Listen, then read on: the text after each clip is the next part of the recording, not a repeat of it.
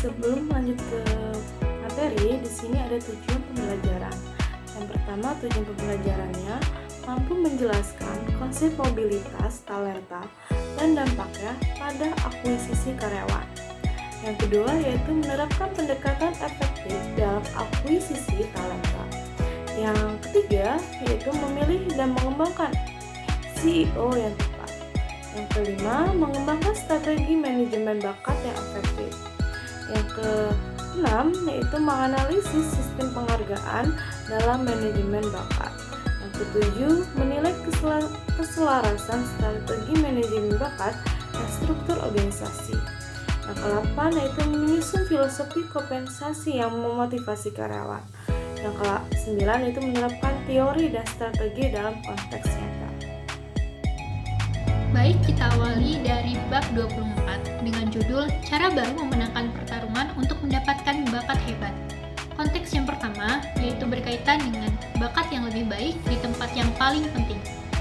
Jadi, mandat dari manajemen talenta adalah untuk mendorong hasil dengan memiliki talenta yang lebih baik daripada pesaing dalam peran yang paling penting untuk penciptaan nilai.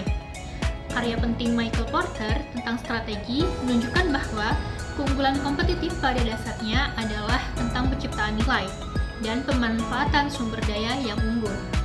Jika kita memiliki keunggulan kompetitif yang nyata, itu berarti bahwa dibandingkan dengan pesaing, kita beroperasi dengan biaya yang lebih rendah, menetapkan harga premium, atau keduanya. Di sisi lain, membangun sistem manajemen bakat yang memberikan keunggulan kompetitif berfokus pada penciptaan nilai di persimpangan bakat dan peran yang paling penting untuk mencapai strategi bisnis secara keseluruhan. Strategi bakat yang dibedakan bukanlah ide baru. Kunci untuk mencapai hasil bisnis melalui bakat yang lebih baik adalah menentukan titik ungkit dalam organisasi, peran di mana bakat hebat benar-benar menciptakan keunggulan yang kompetitif. Poin pembahasan selanjutnya adalah peran merek dan berpikir seperti pemasar. Jadi, selain memahami di mana bakat akan memaksimalkan hasil, para pemenang dalam persaingan bakat baru perlu berpikir lebih seperti ahli strategi merek dan pemasar. Pemasar yang cerdas terus mencari cara baru dan lebih baik agar produk dan layanan mereka menjadi relevan dan menarik dengan mempelajari lebih lanjut tentang preferensi konsumen dan memodifikasi bauran pemasaran seperti produk, penempatan, harga, promosi untuk memenangkan pelanggan setia. Mereka juga sangat menyadari bahwa merek dan reputasi mereka dibandingkan dengan pesaing mereka dan strategi serta pesan apa yang efektif untuk melepaskan konsumen dari pesaing demi produk atau layanan mereka.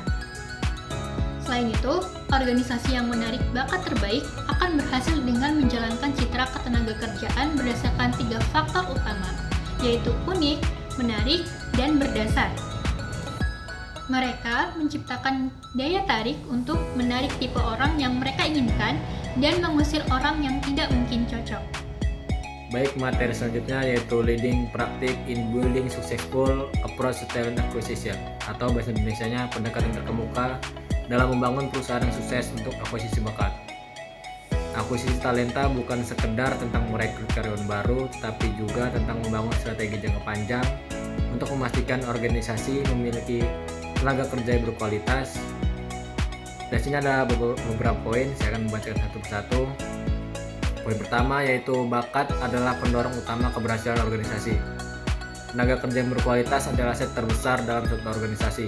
Karyawan yang memiliki keterampilan, pengalaman, dan komitmen yang tinggi akan berkontribusi secara signifikan terhadap pertumbuhan dan inovasi dalam perusahaan.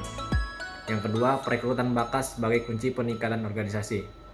Merekrut talenta yang tepat tidak hanya berdampak pada produktivitas, tapi juga pada budaya perusahaan secara keseluruhan. Proses perekrutan yang baik akan membantu organisasi dalam meningkatkan kinerjanya.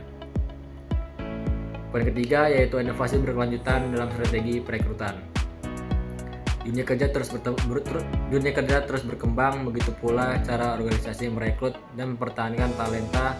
Inovasi dalam perekrutan mencakup penggunaan teknologi dan rekrutmen seperti AI dan Big Data Analytics, penerapan rekrutmen berbasis kalian daripada sekedar melihat latar belakang akademis, dan penggunaan media sosial dan platform digital untuk menarik kandidat potensial. Yang keempat, investasi dalam perekrutan talenta. Akuisisi talenta tidak bisa dilakukan dengan setengah hati. Organisasi juga harus siap berinvestasi dalam berbagai aspek, yaitu investasi waktu, uang, dan sumber daya. Investasi yang tepat dalam perekrutan akan menghasilkan tenaga kerja yang lebih produktif, loyal, dan berkontribusi besar terhadap pertumbuhan organisasi. Selanjutnya ada teknik pengumpulan data perencanaan tenaga kerja. Poin 1 yaitu data perekrutan historis. Data perekrutan historis ini digunakan untuk menganalisis pola perekrutan sebelumnya. Dengan memahami tren masa lalu, organisasi dapat memperkirakan kebutuhan tenaga kerja di masa depan. Data ini mencakup seperti jumlah karyawan yang direkrut dalam beberapa tahun terakhir, lalu ada sumber perekrutan yang paling efektif, misalnya job portal, referensi karyawan, media sosial, dan lain-lain. Lalu waktu yang dibutuhkan untuk mengisi posisi tertentu, dan tingkat retensi dan penyebab utama dalam pergantian karyawan. Poin kedua yaitu proyeksi jumlah karyawan yang dianggarkan. Setiap organisasi atau perusahaan tentunya memiliki anggaran tertentu untuk mengelola tenaga kerja. Oleh karena itu, penting untuk merencanakan jumlah karyawan yang akan direkrut berdasarkan anggaran yang tersedia. Yang ketiga yaitu proyek dan inisiatif bisnis baru. Perusahaan yang terus berkembang seringkali meluncurkan proyek atau inisiatif bisnis baru. Ini memerlukan tenaga kerja dengan keterampilan yang sesuai untuk memastikan proyek berjalan dengan sukses. Dan dalam perencanaan tenaga kerja, organisasi juga harus mempertimbangkan yaitu keterampilan baru yang dibutuhkan untuk mendukung proyek tertentu, lalu kebutuhan untuk merekrut tenaga kerja baru atau melatih karyawan yang sudah ada. Lalu poin keempat ada referensi pasar kandidat eksternal. Selain melihat kebutuhan internal, organisasi juga harus mempertimbangkan tren di pasar kerja eksternal. Contohnya seperti ketersediaan kandidat dengan keterampilan tertentu di pasar kerja, lalu persaingan dengan perusahaan lain dalam merekrut talenta terbaik, dan perubahan dalam harapan kandidat terhadap lingkungan kerja, gaji, dan tunjangan. Baik, selanjutnya chapter 26. Chapter 26 ini akan membahas terkait dengan social recruiting atau perekrutan sosial without the test or delay. Ada berbagai pendekatan perekrutan dan teknik pencarian yang secara umum disebut industri sebagai perekrutan sosial. Pendekatan yang pertama yaitu media sosial. Kemudian yang kedua, pendekatan terhadap perekrutan yang memanfaatkan data kandidat. Kemudian yang ketiga yaitu mengiklankan halaman karir di laman Facebook kandidat ideal. Memiliki merek, perekrutan atau pemberi kerja yang kuat di media sosial penting dalam dua hal. Yang pertama, menjadi nama yang dikenal dan dihormati oleh kandidat akan meningkatkan hasil yang didapatkan dari setiap aktivitas perekrutan yang dilakukan. Kemudian yang kedua, merek perekrutan yang kuat di media sosial dapat menjadi cara baru untuk menarik minat kandidat. Perekrutan sosial terus berkembang seiring dengan diluncurkannya fitur-fitur baru di media sosial. Peluang untuk bereksperimen dengan pendekatan baru dalam perekrutan pun semakin besar. Begitu pula potensi untuk memperoleh keunggulan kompetitif di industri dengan meningkatkan taktik perekrutan sosial yang lebih berhasil daripada riset. Ini merupakan alasan yang sangat bagus untuk mengkhususkan diri dalam bidang perekrutan sosial tertentu sehingga selaras dengan perkembangan di bidang perekrutan sosial yang paling menguntungkan perusahaan secara langsung. Namun, ini juga merupakan alasan yang bagus untuk selalu bereksperimen. Platform teknologi perekrutan baru terus menghadirkan pendekatan baru yang menarik untuk memasarkan. Tentu saja tidak semua akan berhasil, tetapi ketika mempertimbangkan berbagai pendekatan perekrutan baru yang memungkinkan, tidak diragukan lagi bahwa apa yang dimaksud dengan perekrutan sosial akan terus berkembang dengan kecepatan yang luar biasa. Selanjutnya yaitu chapter 27, yaitu tentang increasing your odds of success and indirect CEO, yang dimana memimpin sebuah organisasi hanya menjanjikan pertumbuhan yang lebih menantang karena model bisnis menghadapi ancaman yang meningkat di seluruh dunia. Dalam pemilihan CEO, Dewan Direksi melakukan pendekatan dengan cara 3 langkah, atau disebut model WOS, yang dimana untuk mendorong kesuksesan. Baik, yang pertama yaitu membuat profil suksesi CEO, yang dimana terdiri dari 4 dimensi utama dalam meraih kesuksesan, yaitu pengalaman, kompetensi, sifat, dan pendorong. Tetapi dimensi-dimensi tersebut disesuaikan atau diperiksa kembali untuk konteks strategi bisnis spesifik yang dibutuhkan dalam mengungguli pesaing. Selanjutnya yang kedua yaitu penilaian kandidat dari pemeriksaan menjadi menggunakan MRI. Dalam pemilihan kandidat di organisasi masih banyak menggunakan seperti diskusi diagnostis selama 15 menit dengan dokter mengenai medis. Sedangkan penilaian lainnya dapat dengan menyeluruh dan berbasis sains sama dengan menempatkan kandidat dalam tes pencitraan resonansi magnetik atau MRI, di mana hasil lebih komprehensif, terperinci dan definitif yang sebagaimana meningkatkan peran vitalnya dalam proses pemilihan CEO yang beresiko tinggi.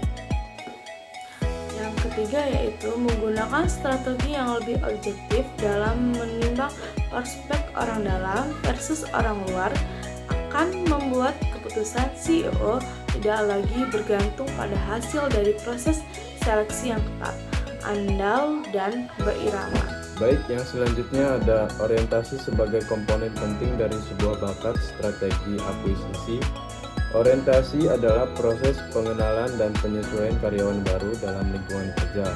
Ini mencakup pemahaman tentang budaya perusahaan, nilai-nilai, dan harapan yang ada di tempat kerja. Lalu selanjutnya, mengapa orientasi itu penting? Yang pertama, mempercepat penyesuaian. Lalu yang kedua, meningkatkan retensi. Lalu yang ketiga, meningkatkan kinerja.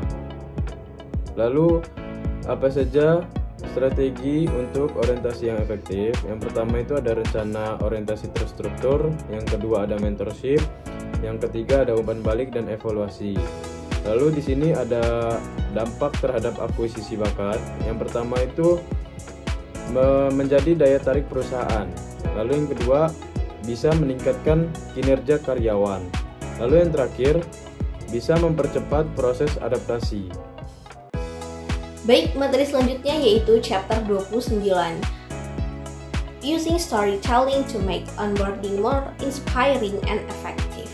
Jadi kenapa sih melakukan orientasi yang tepat itu penting?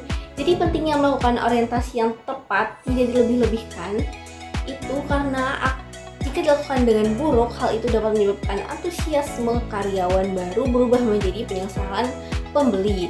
Hal itu dikarenakan corak dan lintasan pengalaman karyawan dengan atasan mereka dan memainkan peran penting dalam kinerja dan keterlibatan karyawan. Banyak atasan melakukan pekerjaan yang biasa-biasa saja dalam melakukan orientasi karyawan baru. Beberapa penelitian menunjukkan bahwa karyawan baru dengan cepat memutuskan apakah mereka membuat pilihan yang tepat, terkadang dalam minggu pertama bekerja. Ini menunjukkan bahwa bagi karyawan baru, masa-masa itu tuh berlalu dengan sangat singkat, dengan tingkat keterlibatan menurun setelah 6 bulan. Hal ini menunjukkan ketidakefektifan yang hampir universal dari proses orientasi, dengan para pekerja yang menempatkan karyawan baru dalam lingkungan yang tidak menentu tanpa sedikit pun upaya yang dilakukan untuk membantu mereka merasa diterima atau mendapatkan apa yang mereka butuhkan dalam hal bimbingan, pelatihan, atau sumber daya untuk melatih keberhasilan. Pengalaman karyawan baru yang umum mengirimkan pesan tersirat, tahan diri dan belajarlah untuk memanfaatkan sebaik-baiknya. Karena meskipun program orientasi yang efektif mengandung banyak komponen, dalam chapter 29 ini akan membahas satu komponen dan berfokus pada penceritaan karena ini merupakan sarana yang sangat ampuh namun kurang dimanfaatkan untuk membuat orientasi lebih menginspirasi dan efektif, terutama komponen orientasi karyawan baru. Apa sih yang harus dicapai dalam onboarding?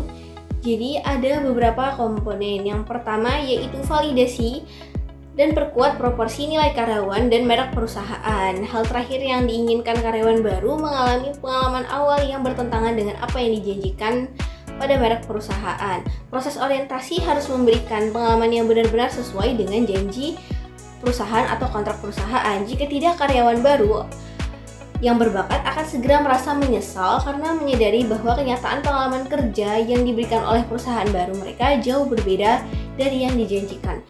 Yang kedua yaitu komunikasi, dan tunjukkan bahwa perusahaan itu memenuhi faktor-faktor pendorong penting keterlibatan karyawan, terutama yang paling penting bagi talenta papan atas.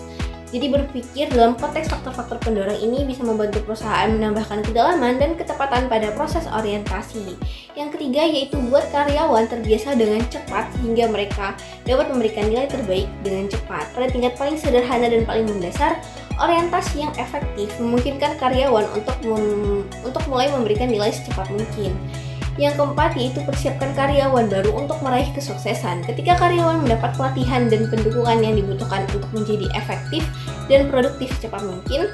Yang kelima yaitu jalinlah hubungan emosional dengan organisasi, visi, dan misinya. Ketika orientasi, terutama orientasi karyawan baru berpusat pada administrasi dengan sedikit perhatian pada gambaran besar, karyawan baru dengan cepat menerima pesan bahwa ini hanya pekerjaan dan bereaksi sesuai itu.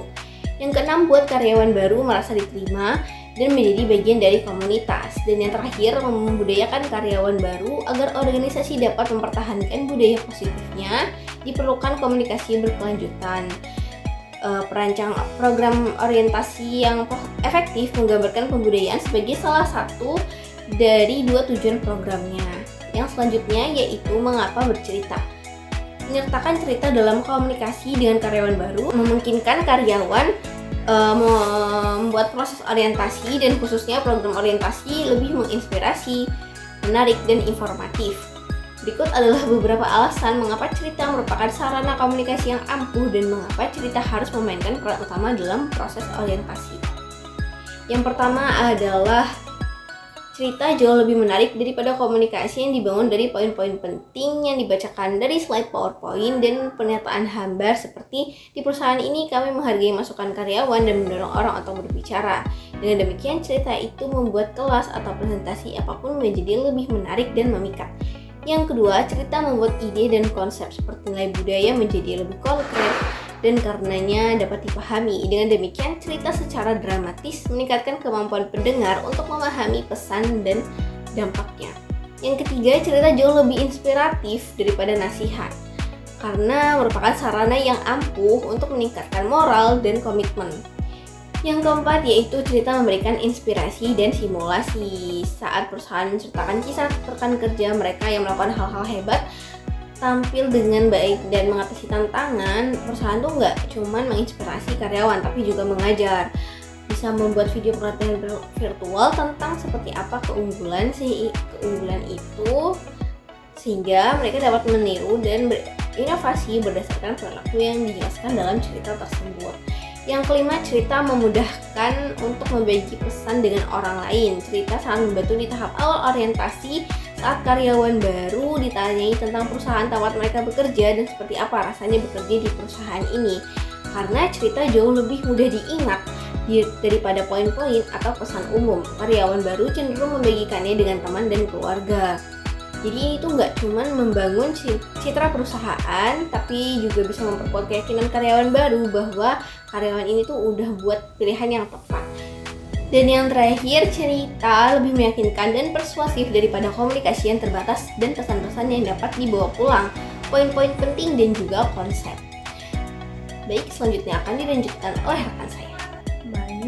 Baik, selanjutnya yaitu chapter 30 tentang using the Red Reward Program to help your talent management program full transformation. Baik, yang pertama itu ada kondisi penghargaan saat ini, yang dimana penghargaan total merupakan investasi yang signifikan bagi sebagian besar organisasi. Menurut seperti for Human Research Management, gaji saja mencakup 18 hingga 52% dari anggaran operasional. Itu merupakan hanya gaji dan tidak termasuk gaji variabel. Ada juga mencakup sejumlah elemen penting penghargaan lainnya seperti budaya, lingkungan kerja, karir, dan tunjangan. Oleh karena itu, elemen-elemen ini membentuk konstruksi penghargaan total. Tidak berarti bahwa setiap elemen penghargaan total perlu diubah. Tapi, para pemimpin harus memperhatikan hubungan antara budaya, lingkungan kerja, karir, tunjangan, dan kompensasi.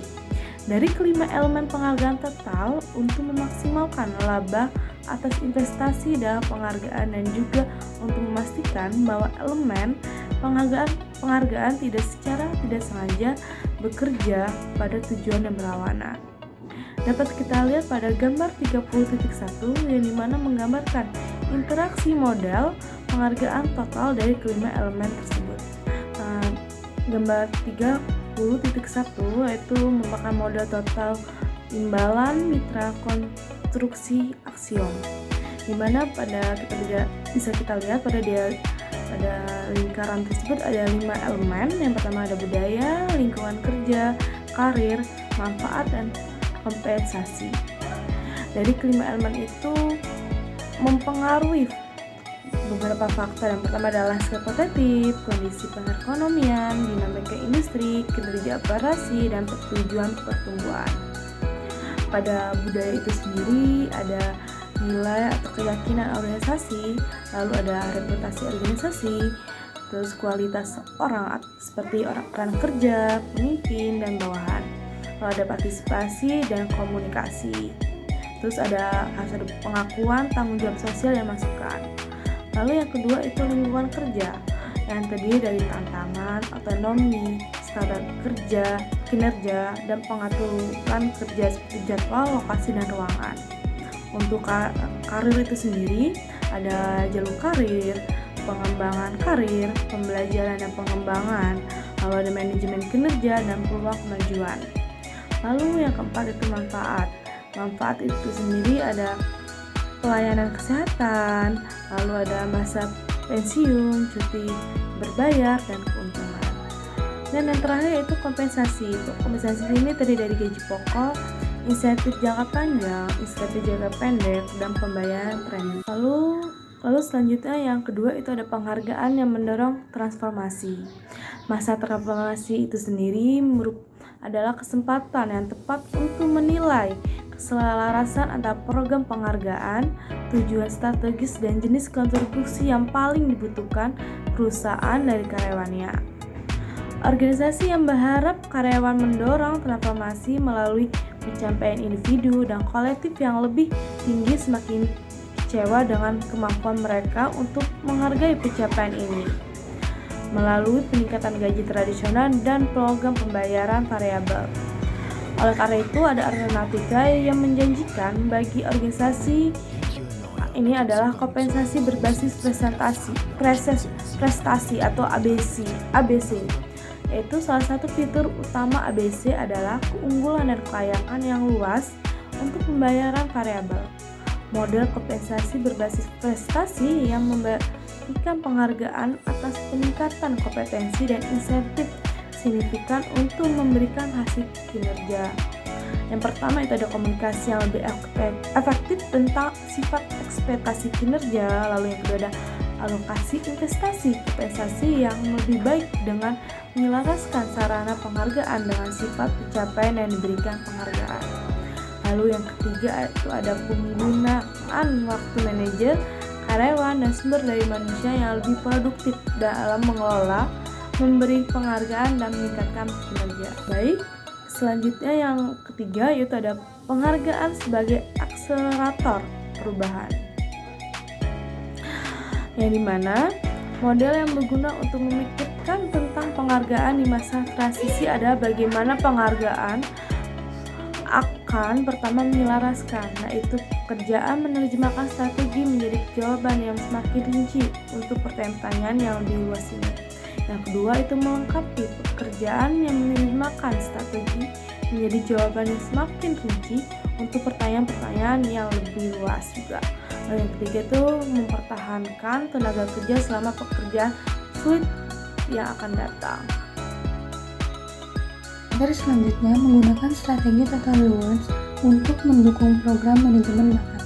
Strategi Total Rewards penting untuk menarik dan mempertahankan karyawan. Perbedaan generasi membuat harapan karyawan terhadap gaji, tunjangan, dan lingkungan kerja juga berubah. Banyak karyawan merasa kurang terlibat dan ingin pindah karena manfaat yang berkurang dan ketidakpastian ekonomi. Oleh karena itu, perusahaan harus menawarkan total rewards yang adil dan sesuai dengan kebutuhan karyawan agar tetap kompetitif dan sukses. Selanjutnya, perusahaan harus menyesuaikan strategi total rewards untuk menarik, melibatkan, dan mempertahankan karyawan. Salah satu pendekatan utama adalah segmentasi tenaga kerja. Segmentasi ini membantu perusahaan memahami peran karyawan dalam menciptakan nilai. Apakah mereka sebagai pencipta nilai utama, pendukung kinerja, atau tenaga kerja yang perannya semakin berkurang?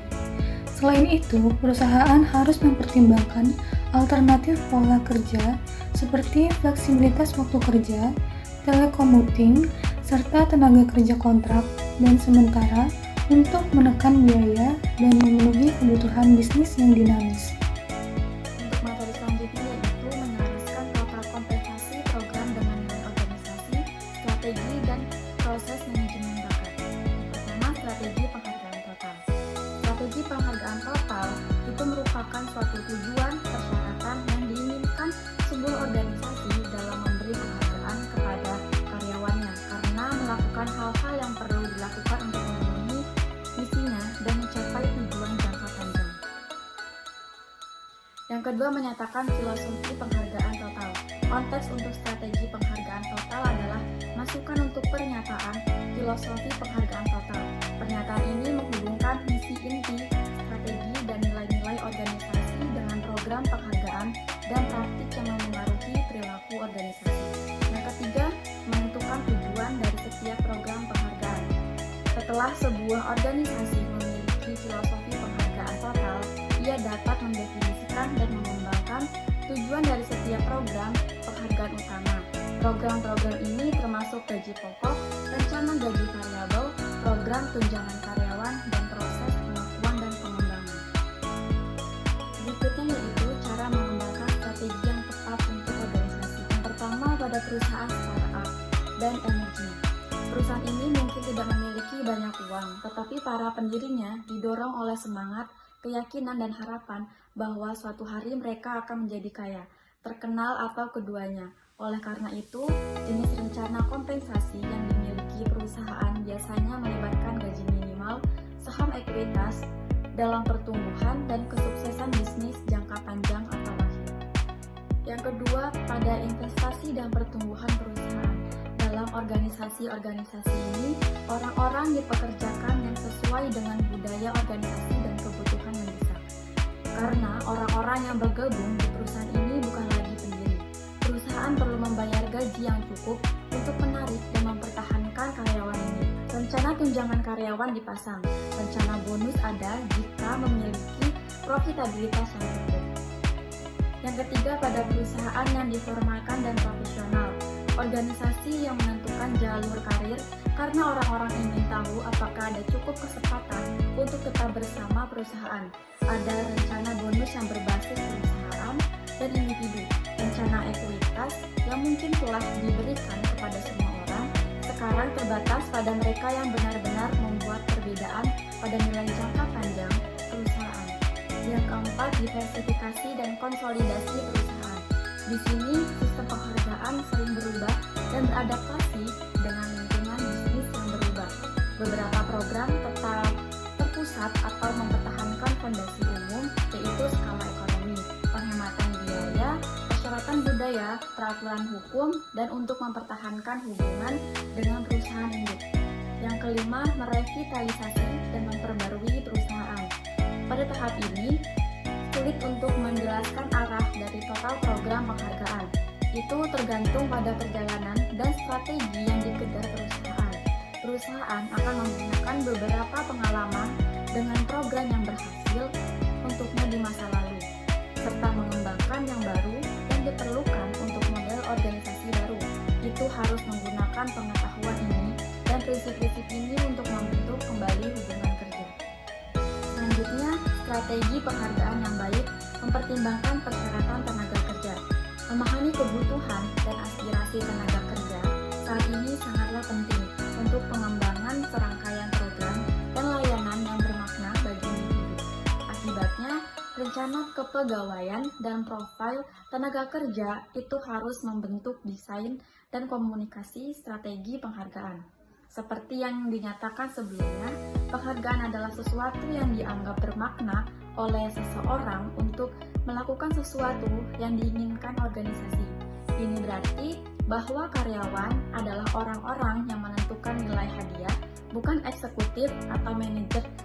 Kemudian yang selanjutnya, strategi manajemen talenta melalui kompensasi. Yaitu yang pertama, pendekatan analitik.